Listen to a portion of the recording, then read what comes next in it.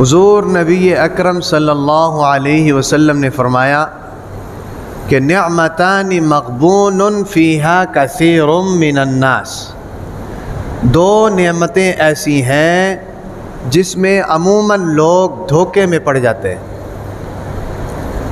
نعمتیں تو ہزاروں ہیں اللہ کی، ہم شمار نہیں کر سکتے۔ وَإِن تَعُدُّوا نِعْمَةَ اللَّهِ لَا تُحْصُوهَا، اللہ تعالیٰ نے قرآن مجید میں فرمایا کہ اگر تم اللہ تعالیٰ کی نعمتوں کو شمار کرنا شروع کر دو تو شمار نہیں کر سکتے ہو۔ دیکھیں اللہ تعالیٰ کی بے شمار نعمتیں ہیں۔ ایک نعمت کو لے لو، ایک نعمت کو، سانس کی نعمت، سانس کی، ایک سانس جسم کے اندر جا رہی ہے، ایک سانس جسم سے باہر آ رہی ہے۔ اب اندر جانے والی سانس رک جائے تب بھی انسان گیا، یا اندر جانے والی سانس چلی جائے اور باہر آنے والی سانس رک جائے تب بھی انسان گیا۔ یہ پورا جناب جسم ایک سانس کے اوپر ٹکا ہوا ہے۔ اب 24 گھنٹے میں ہم کتنی مرتبہ سانس اندر لے کر جاتے ہیں، کتنی مرتبہ سانس باہر لے کر آتے ہیں، ہمیں اندازہ بھی نہیں ہے۔ یعنی اتنی بڑی نعمت سے اتنی بڑی لاپرواہی ہے کہ نہیں؟ دنیا کی کوئی طاقت، کوئی ٹیکنالوجی یہ سانس نہیں بنا سکتی۔ اور مزے کی بات پتہ کیا ہے؟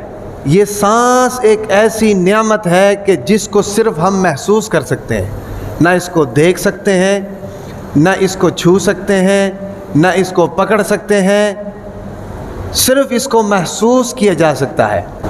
دیکھو دنیا کتنی ترقی کر گئی ہے بھائی، دنیا نے صرف اس کو محسوس کیا ہے، ابھی تک دیکھا نہیں ہے۔ سانس دیکھا نہیں جا سکتا۔ یہ جو ہوا ہے، ہوا، پنکھا چل رہا ہے، ہوا ہمیں مل رہی ہے، ہوا نظر نہیں آتی ہے، ہوا کو دیکھا بھی نہیں جا سکتا ہے، ہوا کو پکڑا بھی نہیں جا سکتا ہے، حالانکہ اتنی ترقی ہو گئی۔ تو آپ اندازہ لگائیں کہ کتنی بڑی نعمت ہے یہ اللہ تعالیٰ کی۔ سمجھ آ رہی کہ نہیں؟ کہ جس کے اوپر پورے جسم کا ڈیپینڈ ہے، پورا جسم اس کے سر پہ کھڑا ہے۔ تو بتا رہا تھا کہ بہت سی اللہ کی نعمتیں ہیں، ہم شمار نہیں کر سکتے ہیں، لیکن فرمایا کہ ان میں دو نعمتیں ایسی ہیں، نعمتانی، دو نعمتیں مغبون فیہا کثیر من الناس، کہ ان دو نعمتوں کی وجہ سے انسان جو ہے عموماً دھوکے کا شکار ہو جاتا ہے، دھوکے کا۔ اور وہ دو نعمتیں کیا ہیں؟ فرمایا الصحت والفراغ، ایک صحت کی نعمت، دوسری فرصت کی نعمت، فراغت کی نعمت۔ یہ دو نعمتیں ایسی ہیں کہ ان میں ہم عموماً دھوکے کا شکار ہو جاتے ہیں، بھول کا شکار ہو جاتے ہیں، کمزوریوں کا شکار۔ ایک تو صحت کی نعمت ہے، ان دونوں میں سے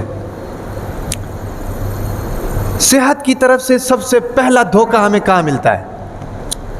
صحت کی طرف سے سب سے پہلا دھوکہ یہ ملتا ہے کہ ہم میں سے ہر کوئی یہی سمجھ رہا ہے کہ میں ہمیشہ صحت مند رہوں گا۔ یہ سب سے بڑا دھوکہ، یاد رکھیں۔ ہم میں سے ہر کوئی یہی سمجھ رہا ہے کہ میں ہمیشہ صحت مند رہوں گا۔ بچہ بھی یہی سمجھ رہا ہے، جوان بھی یہی سمجھ رہا ہے، بوڑھا بھی یہی سمجھ رہا ہے۔ اور یہ سب سے بڑا دھوکہ ہے۔ یاد رکھیں کہ اگر بوڑھا تو بوڑھا ہے، بچے کی بھی اگر صحت خراب ہو جائے تو اس کی زندگی بوڑھے سے بھی بدتر ہو جاتی ہے۔ تو اس چیز کو مد نظر رکھنا چاہیے کہ ہمیں اس معاملے میں دھوکہ نہیں کھانا چاہیے۔ سمجھ آ رہی کہ نہیں؟ ہمیشہ صحت مند کوئی نہیں رہ سکتا۔ دنیا کا اصول ہے، دنیا کا، اللہ تعالیٰ نے یہ کائنات بنائی ہے، اس کا اصول بنایا ہے کہ کائنات کے اندر ہر چیز کی ابتدا ہے بھئی، اس کے بعد ہر چیز کی درمیانی درجہ ہے، اس کے بعد ہر چیز کی انتہا ہے، اس کے بعد ہر چیز کو فنا ہے۔ یہ تین چیزیں ذہن میں رکھو، تین چار چیزیں کائنات میں، ہر چیز کی ابتدا، ہر چیز کا درمیانی درجہ ہے بھئی، ہر چیز کی انتہا، اور ہر چیز کو فنا۔ کل من علیہا فان، ہر چیز کو فنا ہے۔ یہ دنیا کا نظام ہے، آدم علیہ السلام سے لے کر اب تک 2023 چل رہا ہے۔ کتنے لوگ دنیا سے جا چکے ہیں، ہزاروں کھربوں لوگ. اور یہ بھی ایک تلخ حقیقت ہے کہ آج سے 100 سال بعد جتنے بھی اس روئے زمین پر لوگ ہوں گے سب چلے جائیں گے، نئی آبادی آ جائے گی. ہمارے دادا پردادا کدھر ہیں؟ ہمارے آبا و اجداد کہاں ہیں؟ ہمارے والدین کہاں ہیں؟ 100 سال بعد ہم بھی نہیں ہوں گے. ہو سکتا ہے ہماری نسلیں بھی ختم ہو جائیں، نئی نسلیں آ جائیں. سمجھ آ رہی؟ یہ دنیا کی حقیقت ہے، اس کو سمجھنا چاہیے. اگر دنیا کی حقیقت ہماری سمجھ میں آ جائے گی تو ہم اپنے مقصد تخلیق کو بھی سمجھنا شروع کر دیں گے کہ ہمیں پیدا کیوں کیا ہے بھائی، اور ہم اس مقصد تخلیق پر عمل کرنا بھی شروع کر دیں گے کہ جس کام کے لیے ہمیں پیدا کیا گیا ہم وہ کام کریں، چونکہ ہم نے جانا ہے. حضور نبی اکرم صلی اللہ علیہ وسلم نے کیا فرمایا کہ کن فی الدنیا کأنک غریب او عابر سبیل، کہ دنیا میں ایسے رہو جیسے ایک راہ گزر ہوتا ہے. اس نے جناب راستے سے گزر کر جانا ہے، راستے میں پڑاؤ نہیں ڈالتا. وہ اگر اس کو تھکاوٹ ہے تو تھوڑی دیر درخت کے نیچے سستاتا ضرور ہے، لیکن پھر وہاں سے اٹھ کر چلا جاتا ہے. سمجھ آ رہی نا؟ آج ہماری عمریں دیکھ لیں کتنی ہو گئی ہیں. پیچھے مڑ کر دیکھیں گے تو یہ وقت ہمیں انتہائی مختصر محسوس ہوگا. قیامت کے دن جب اللہ تعالیٰ انسان سے پوچھے گا نا کہ تم کتنی دیر دنیا کے اندر رہ کر آئے ہو، کہے گا لبثت یوما او بعض یوم، ایک دن یا دن کا کچھ حصہ رہ کے آیا ہوں. یعنی اس دن کی وسعت کو دیکھ کر، اس دن کی لمبائی کو دیکھ کر، یا اس دن کی ہیبت اور اس دن کے رعب کو دیکھ کر یہ آج کی دنیا کی زندگی ہمیں ایک دن یا آدھا دن معلوم ہوگی. سمجھ آ رہی کہ نہیں؟ تو اس ایک دن یا آدھا دن کے لیے ہم کیوں کر اللہ تعالیٰ کو ناراض کریں؟ یہ تہیہ کریں ہم اپنے دلوں کے اندر کہ یار جو مرضی ہو جائے اللہ ناراض نہ ہو. سمجھ آ رہی؟ یہ تہیہ ہمیں اپنے دلوں کے اندر کرنی چاہیے. تو میں یہ بتا رہا تھا، وقت بھی مختصر ہوتا ہے، بات کہیں سے کہیں نکل جاتی. اللہ کے نبی نے فرمایا کہ 2 نعمتیں ایسی ہیں جن سے انسان دھوکے میں پڑا ہے. ان میں سے پہلی نعمت کیا ہے؟ صحت ہے. صحت کے بارے میں پہلا دھوکہ انسان کا یہ ہوتا ہے کہ میں ہمیشہ صحت مند رہوں گا، اور یہ دھوکہ ہوتا ہے. اس دھوکے میں ہمیں نہیں پڑنا چاہیے. سمجھ آ رہی کہ نہیں؟ اس صحت مندی سے، اللہ تعالیٰ کی اس نعمت سے ہم لوگوں کو ہمیشہ فائدہ اٹھاتے رہنا چاہیے. سمجھ آ رہی کہ نہیں؟ آج اللہ تعالیٰ نے مجھے صحت دی ہے، آج میرے اندر طاقت موجود ہے، میں اس صحت مندی کی بنیاد پر یاد رکھیں دنیا بھی کما سکتا ہوں اور آخرت بھی کما سکتا ہوں. یہ صحت صرف آخرت کے لیے نہیں ہے. یہ صحت اگر اللہ نے دی ہے، اس صحت کے بلبوتے پر میں دنیا کے اندر جناب ترقی دنیا کے اندر بھی کر سکتا ہوں اور آخرت بھی کما سکتا ہوں. اس لیے تو حدیث کے اندر آتا ہے، حضور نبی اکرم صلی اللہ علیہ وسلم نے فرمایا کہ اللہ تعالیٰ کو سب سے محبوب عبادت جو ہے انسان کی جوانی کی عبادت ہے، جو جوانی میں انسان کرتا ہے. بڑھاپے میں تو سب کرتے ہیں، جس کو پتہ ہے کہ اگلے 2-3 سال بعد میں نے پھڑک جانا ہے تو کچھ نہ کچھ جناب وہ ٹکرے مارتا ہے. وہ بڑھاپے والی عبادت ٹکرے ہیں. اصل عبادت جو ہے نا جی وہ جوانی کی ہے، جب اللہ نے طاقت دی ہو، ہے بھئی، جسم دیا ہو، جوانی دی ہو، شخصیت دی ہو، قد کاٹ دیا ہو، دولت دی ہو، تمام چیزیں اللہ نے دی ہو.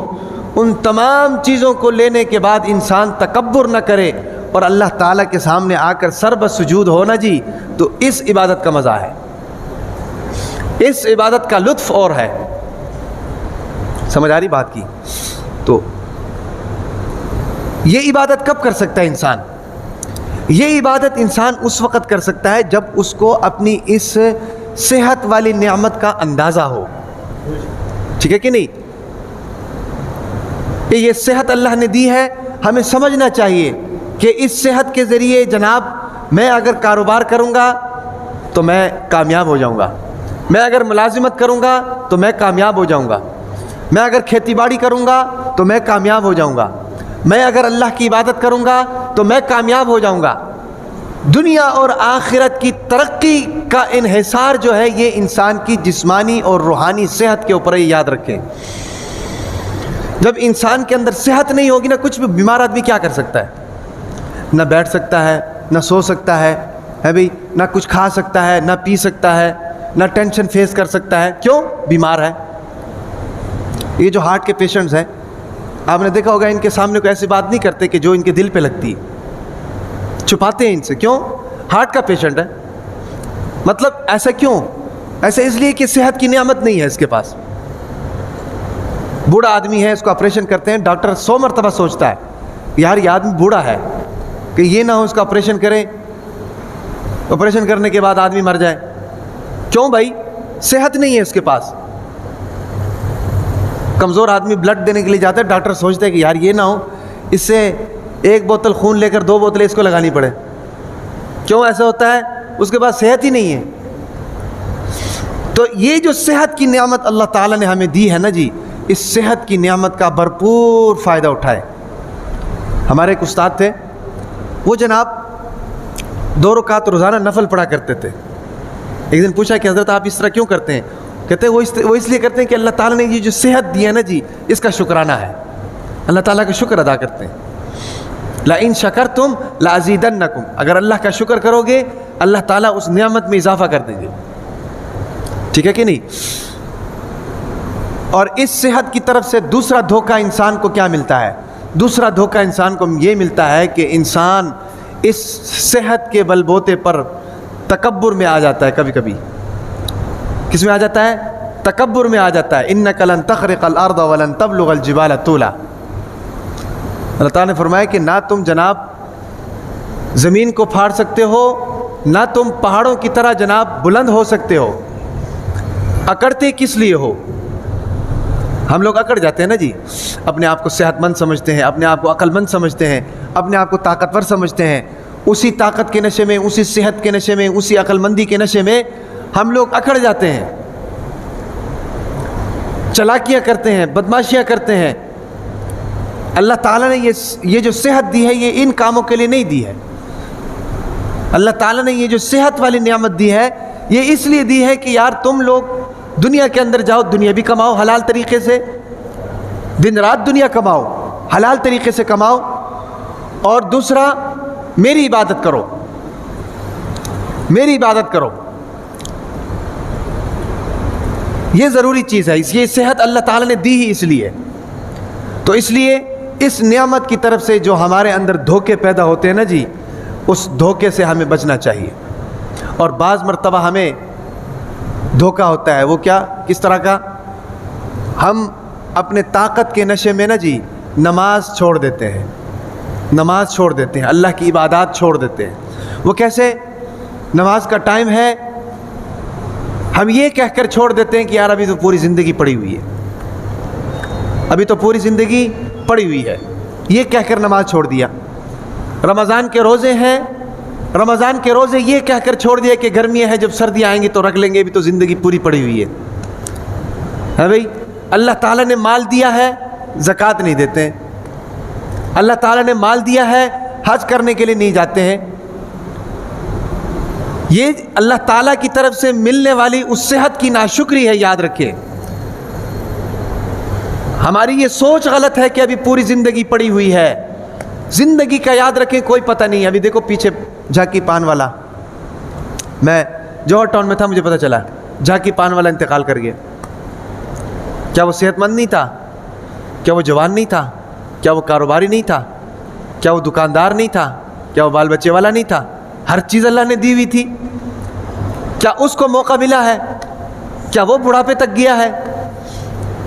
یاد رکھیں من مات فقط قام قیامہ، جو مر گیا اس کی قیامت شروع ہے.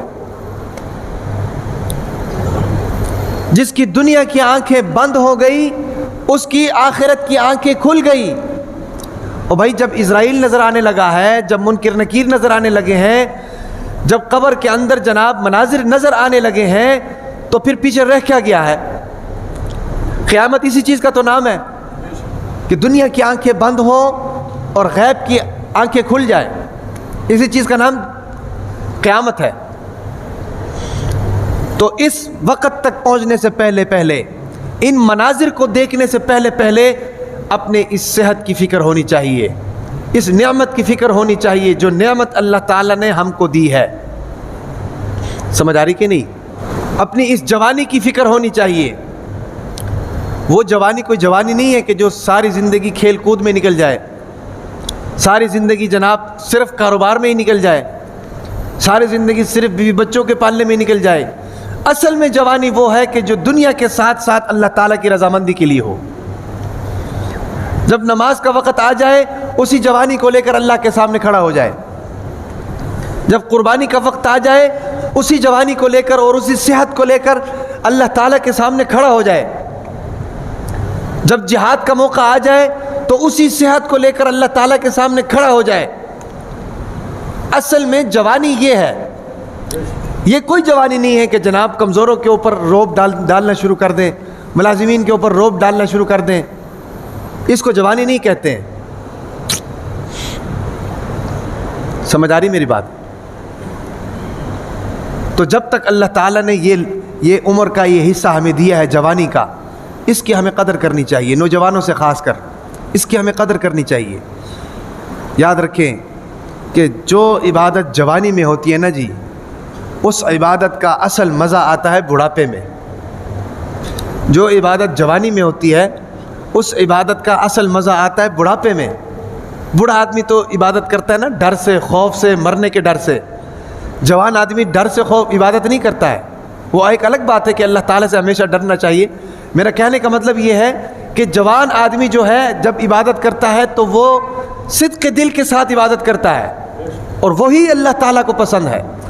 اور وہ جب جوانی میں عبادت کرتے ہوئے جوانی گزارتا ہے نا جی، بڑھاپے میں جا کر اس کا دل اتنا ہو جاتا ہے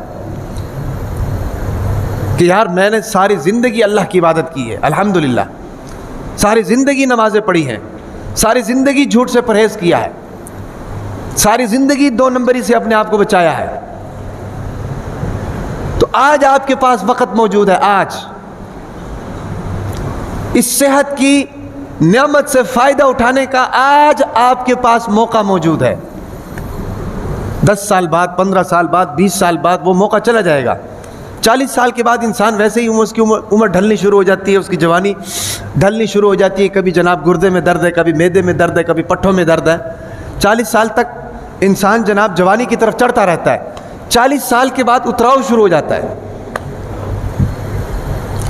40 سال کی عمر تک پہنچتے پہنچتے ہماری تمام عادات، تمام اطوار، تمام طور طریقے شریعت کے عین مطابق ہونے چاہیے. ہمارے جوہر ٹاؤن میں ایک مسجد میں ایک نمازی ہیں، دو افراد ہیں، ایک والد اور ان کا بیٹا. ان کا جو پوتا ہے نا جی، پوتا وہ بلوغت سے پہلے ہی اس کی نماز کی عادت بن گئی تھی اور اب بالغ ہو گیا ہے. ماشاءاللہ نمازیں ساری پوری ہیں، نمازیں ساری پوری ہیں ماشاءاللہ. اور آپ اندازہ لگائیں کہ جس ماں باپ نے اس کی تربیت کی ہے بھائی، اور ان ماں باپ کے جانے کے بعد بھی وہ بچہ اس پر عمل کرتا رہے گا، اور جیسی تربیت اس بچے کی ہے آگے وہ اپنی نسل کی وہ تربیت کرے گا. اس لیے میں اکثر کہتا ہوں اولاد کی تربیت ہونی چاہیے، ضروری ہے. اولاد کے اوپر نظر ہونی چاہیے. بھئی اولاد کی تربیت کریں کیسے؟ مصیبت تو یہ ہے نا جب ہم خود نہیں سدھرنے والے، جب ہمارے خود کے کام پٹھے ہیں، اولاد کی تربیت کیسے کریں گے؟ جب غلط کام کرتے ہوئے اولاد ہمیں دیکھ رہی ہے تو ہم کس منہ سے اولاد کو کہیں گے چل پتر نماز پڑھ کے آ؟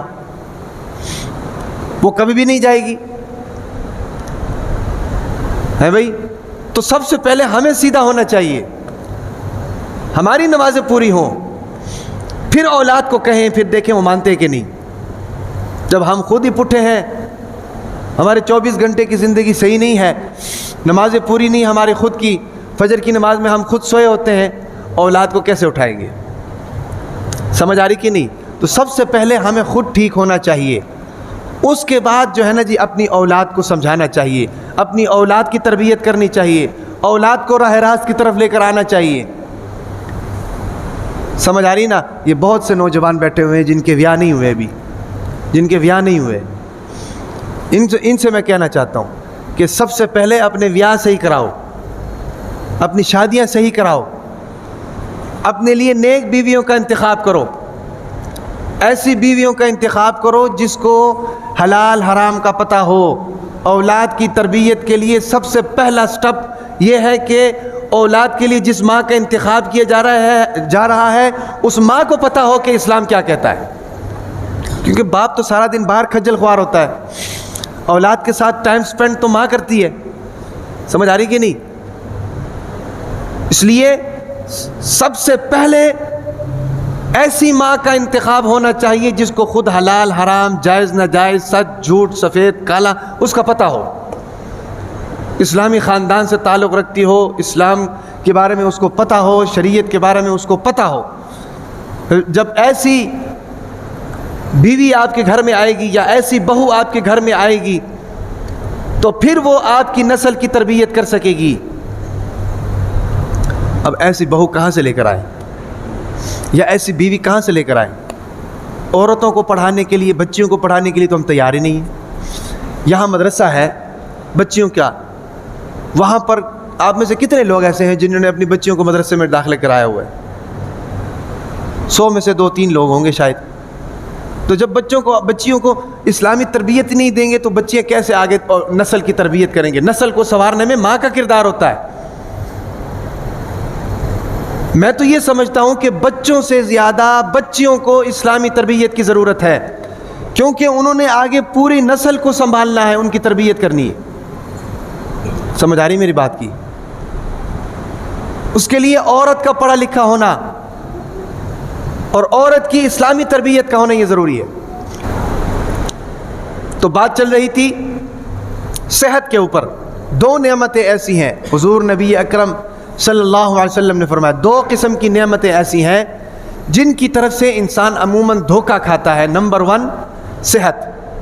نعمتان مغبون فیہا کثیر من الناس. 2 نعمتیں ایسی ہیں جن کی وجہ سے انسان دھوکے میں پڑ جاتا ہے. اس میں سے نمبر 1 صحت. صحت مندی کی وجہ سے انسان بہت سے دھوکوں میں پڑ جاتا ہے. میں صحت مند کہتا بڑھاپا کب آ جاتا ہے پتہ ہی نہیں چلتا. میں صحت مند کہتا بڑھاپا کب آ جاتا ہے پتہ ہی نہیں چلتا ہے. تو ایک تو یہ چیز ہے. دوسری چیز کون سی ہے؟ دوسری چیز جو نعمت ہے دوسری جس کے بارے میں انسان دھوکے میں پڑ جاتا ہے وہ ہے فراغت, فرصت کا مل جانا, ٹائم کا مل جانا. یاد رکھیں کہ یہ وقت جو ہے نا جی, وقت یہ اللہ تعالیٰ کی نعمتوں میں سے ایک بہت بڑی نعمت ہے. وہ آدمی ہمیشہ دنیا کے اندر بھی ترقی کرتا ہے, آخرت کے اندر بھی ترقی کرتا ہے جس آدمی نے اپنا ایک شیڈول بنایا ہوتا ہے. جس آدمی نے اپنا ایک شیڈول بنایا ہوتا ہے. جو آدمی بے ترتیب کام کرتا ہے نا, کوئی ترتیب نہیں ہے, وہ آدمی ترقی نہیں کرتا. کبھی کہیں پھنس گیا, کبھی کہیں پھنس گیا, کبھی کہیں پھنس گیا. یہ جو دنیا کے اندر قومیں ترقی کرتی ہیں نا جی, ان قوموں کا شیڈول بنا ہوا ہے. ہمارے یہاں پہ تو کوئی شیڈول نہیں ہے نا. ہمارے یہاں پر شیڈول نہیں ہے, بلکہ ہمارے یہاں پر لوڈ شیڈنگ ہے. ہر 2 گھنٹے بعد بتی غائب, ہر 3 گھنٹے بعد بتی غائب. تو جب آپ اپنی زندگی کا ایک شیڈول, ایک ٹائم ٹیبل بنائیں گے نا جی, تو آپ کی زندگی آٹومیٹکلی وقت کے اندر آئے گی. جب آپ کی زندگی وقت کے اندر آئے گی تو آپ ترقی کریں گے, اس وقت کی قدر کا آپ کو علم ہوگا. دیکھیں اللہ تعالیٰ نے جو دنیا کا نظام بنایا ہے نا جی, یہ دنیا کے نظام کے اندر 1 سیکنڈ بھی آگے پیچھے نہیں ہوتا ہے. گرمیوں کے اندر آپ دیکھ لیں, دن چھوٹے ہو جاتے ہیں, راتیں دن لمبے ہو جاتے ہیں, راتیں چھوٹی ہو جاتی ہے. اور کیسے ٹائم چینج ہوتا رہتا ہے, 1 سیکنڈ کا بھی آگے پیچھے فرق نہیں پڑتا ہے. جیسے ہی سردیاں آتی ہیں راتیں لمبی ہو جاتی ہیں, دن چھوٹے ہو جاتے ہیں. اسی طریقے سے جناب دنیا کائنات کے اندر جو اللہ تعالیٰ نے نظام بنایا ہوا ہے, سورج کا نظام دیکھ لیں, چاند کا نظام دیکھ لیں, ستاروں کا نظام دیکھ لیں, ہواؤں کا نظام دیکھ لیں, موسموں کی تبدیلی دیکھ لیں, پانی کی گردش کو دیکھ لیں. یہ تمام چیزیں اپنے ٹائم ٹیبل شیڈول کے مطابق وقت مقررہ کے اندر گردش کرتی رہتی, ورنہ تو دنیا کا نظام تباہ ہو جائے گا. 5 نمازوں کو آپ دیکھ لیں, ان الصلاۃ کانت علی المؤمنین کتابا موقوتا, اللہ تعالیٰ نے قرآن میں فرمایا تمہارے اوپر وقت مقررہ کے اندر نماز فرض کی گئی ہے. 5 نمازیں ہم دن کے اندر پڑھتے ہیں اور سب کی ٹائمنگ اللہ تعالیٰ نے فکس کی ہوئی ہے. کبھی یہ نہیں ہوا کہ بھئی فجر کی نماز عشاء کے وقت پڑھو, عشاء کی نماز فجر کے وقت پڑھو, تمہاری مرضی, ایسا نہیں. یہ اللہ تعالیٰ کی بنائی ہوئی یہ ترتیب ہمیں سمجھا رہی ہے کہ اپنی زندگی کو اس طریقے سے آپ ایک شیڈول کے اندر لے کر آؤ، ایک ٹائم ٹیبل بناؤ تاکہ ہم ترقی کر سکیں. سمجھ آ رہی کہ نہیں؟ تو دوسری نعمت ہے انسان کا وقت، جس کی وجہ سے ہم لوگ دھوکہ کھا جاتے ہیں، جس کی وجہ سے ہم لوگ دھوکہ کھا جاتے ہیں. اگر ہم وقت کی پابندی کرنا شروع کر دیں گے نا جی، وقت کی پابندی کرنا شروع کر دیں گے تو ہماری زندگی میں آٹومیٹکلی سکون آ جائے گا. آج وقت کی پابندی نہیں نا، تو ہر کام آگے پیچھے ہے. تو آگے پیچھے ہونے کی وجہ سے کوئی کام بھی صحیح نہیں ہوتا، کوئی کام بھی صحیح نہیں ہوتا. اب میں نے جمعے کی تیاری کرنی ہوتی جمعرات والے دن. کل جمعرات والے دن میرے پاس ٹائم ہی نہیں تھا. رات 12 بجے جا کر میں فارغ ہوا ہوں. رات 12 بجے جا کر فارغ ہوا ہوں. تو بتائے اب جمعے کی کیا تیاری کریں گے؟ رات کو سوئیں گے، جمعے کی تیاری کریں گے. اور جو بندہ رات کو 12 بجے سو رہا ہے اس کے لیے فجر کی نماز کے لیے اٹھنا بھی مشکل، اور فجر کی نماز کے بعد اٹھ کر بغیر سوئے رہنا بھی مشکل، اور اگر سو گیا تو پھر جمعے کی تیاری مشکل، اور پھر آنا بھی جوہر ٹاؤن سے ہے تو یہ سفر بیچ میں ایڈ کر لیں. یہ سارے معاملات ایسے خراب کیوں ہو گئے؟ وقت پر کوئی چیز نہ کرنے کی وجہ سے. سمجھ آ رہی کہ نہیں؟ تو ہر چیز کو اپنے مقررہ وقت کے اندر کریں. مثال کے طور پر آپ دیکھیں، جب ہم سفر پر جاتے ہیں تو وقت کا کتنا خیال کرتے ہیں؟ وقت کا خیال کرتے ہیں کہ نہیں؟ جب ہم نے ٹرین کی ٹکٹ ایک لے لی تو جناب اس ٹکٹ کے اوپر جناب اس ٹائم کے ساتھ ساتھ ہم لوگ سب سے پہلے اپنی تیاری شروع کر دیتے ہیں اور مقررہ وقت میں پلیٹ فارم پہ پہنچ جاتے ہیں. یا بس میں جانا ہے تو مقررہ وقت پہ بس اڈے پہنچ جاتے ہیں، یا جہاز میں جانا ہے تو مقررہ وقت پر ایئرپورٹ پہنچ جاتے ہیں. سمجھ آ رہی کہ نہیں؟ تو جس طریقے سے ہم سفر کے دوران اپنے ٹائم کی پابندی کرتے ہیں، ہمیں چاہیے کہ ہم پوری زندگی اپنے ٹائم کی پابندی کریں. سمجھ آ رہی کہ نہیں؟ ایک تو ٹائم کی پابندی کا ایک طریقہ تو اس سے بھی آسان یہ ہے نا جی، ہم 5 وقت نمازیں پڑھنا شروع کر دیں. 5 وقت نمازیں پڑھنا شروع کر دیں. آپ 5 وقت نمازیں پڑھیں گے نا جی، آپ کی ٹائمنگ خود سیٹ ہو جائے گی. کیونکہ آپ کو پتہ ہے کہ جناب ظہر کی نماز کے لیے جانا ہے، آپ نے اس سے پہلے کام مکانا ہے اپنا. آپ کو پتہ ہے عصر کے لیے جانا ہے، عصر سے پہلے اپنا کام ختم کرنا ہے. مغرب کے لیے جانا ہے، مغرب سے پہلے اپنا کام ختم کرنا ہے. عشاء کے لیے جانا ہے، عشاء سے پہلے اپنا کام ختم کرنا ہے. ان 5 نمازوں کے اندر جو بھی کام ہے وہ اپنے مقررہ وقت پر ختم ہوتے جائیں گے. نماز بھی ادا، کام بھی پورا، ٹائم کی بھی بچت، ٹینشن بھی ختم. سمجھ آ رہی کہ نہیں؟ اور ایک اور میں بات آپ کو بتاؤں، اللہ تعالیٰ نے موت کا وقت بھی مقرر کیا ہوا ہے. موت کا وقت بھی مقرر کیا ہوا ہے. میں یہی بتا رہا تھا نا، یہ کائنات کا نظام ٹائم کے اوپر ہے، ٹائم فکس ہے ہر چیز کا. موت کا وقت بھی مقرر کیا ہوا ہے. یاد رکھیں، موت کا وقت جب انسان کو جس لمحے میں، جس وقت میں، جس جگہ پر موت آنی ہوتی ہے نا جی، انسان خود بخود اس جگہ پر اسی وقت میں پہنچ جاتا ہے اور اس کی روح قبض ہو جاتی ہے اور ایک لمحہ بھی آگے پیچھے نہیں ہوتا. سمجھ آ رہی ہے نا؟ قرآن مجید میں اللہ تعالیٰ فرماتے ہیں جب انسان کو قیامت کے دن لے کر آیا جائے گا نا جی، وہ کہے گا لولا اخرتنی الی اجل قریب فاصدق واکن من الصالحین. کاش کہ مجھے دوبارہ اللہ تعالیٰ بھیج دے دنیا کے اندر. میں جب دنیا کے اندر جاؤں گا تو میں ہمیشہ سچ بولوں گا، ہمیشہ نیکی کرتا جاؤں گا. مطلب کیا ہے؟ مطلب یہ کہ دنیا کے اندر وقت کی قدر نہیں کی. جو دنیا کے اندر 50 سال 60 سال کی زندگی تمہیں دی تھی، اس وقت تم نے اللہ کی معرفت نہیں کی، اس وقت تم نے اللہ کو پہچانا نہیں، اس وقت تم نے نمازوں کی پابندی نہیں کی، اس وقت تو نے میرے نبی کی سنت پر عمل کر کے نہیں دکھایا. آج جب تیرے سامنے ساری حقیقت کھل گئی تو آج کہتا ہے کہ میں جناب دنیا کے اندر دوبارہ بھیج دوں. اب تو سارا امتحان ہی ختم ہو گیا، اب تو سارا پرچہ ہی آؤٹ ہو گیا، اب تم جواب دے کر کہہ رہے ہو کہ مجھے دوبارہ دنیا میں بھیج دو. سمجھ آ رہی کہ نہیں؟ انسان یہ حسرت کرے گا، لیکن اس کی حسرت، میں یہی تو کہہ رہا تھا کہ بھئی جو مر گیا اس کی قیامت شروع ہے. کیونکہ ابھی تو ہمیں کچھ بھی نظر نہیں آ رہا نا جی. مسجد کے اندر کتنے فرشتوں کا ماحول ہے، کچھ بھی نظر نہیں آ رہا. ہمارے سامنے پردے ہیں. جب یہ پردے کھلیں گے تو پھر کوئی بات سنے گا نہیں ہماری. چاہے ہم چیختے چلاتے رہے، ہماری بات اسرائیل نہیں سنے گا. آپ کیا سمجھتے ہیں کہ جو لوگ مرتے ہیں یا چیختے چلاتے نہیں ہیں، یہ ہمیں نظر نہیں آ رہا ہوتا؟ ہمارے آنکھوں کے سامنے پردے ہیں. یہ اس کو نظر آ رہا ہوتا ہے جس کی جان جناب پاؤں کے انگوٹھے سے کھینچ کر نکالی جا رہی ہوتی ہے۔ اللہ تعالیٰ محفوظ فرمائے، اللہ تعالیٰ ہمارے لیے آسانی فرمائے۔ بغداد کے بارے میں آتا ہے کہ اس کی جان انگوٹھے سے کھینچ کر نکالی جاتی ہے، یہ پاؤں کے انگوٹھے سے، اور ایسے نکالی جاتی ہے کہ جیسے ایک کانٹے دار ٹہنی کے ساتھ ایک باریک کپڑا لپیٹا گیا ہوتا ہے، اور اس ٹہنی کو اس کپڑے میں سے جس طرح کھینچ کر نکالا جاتا ہے نا، جو وہ کپڑا تار تار ہو جاتا ہے، بدبخت آدمی کی جان ایسے نکالی جاتی ہے۔ اور یہ سارے معاملات اس پر گزر رہے ہوتے ہیں جس کی جان نکالی جا رہی ہے، ہمیں نظر نہیں آتا، سمجھ آ رہی کہ نہیں؟ ہمیں نظر نہیں آتا ہے۔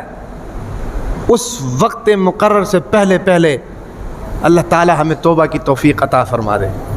اس وقت مقرر سے پہلے باپ کی جان نکل نہیں رہی، بیٹا ساتھ کھڑا ہے بے بس، کچھ بھی نہیں کر سکتا کوئی۔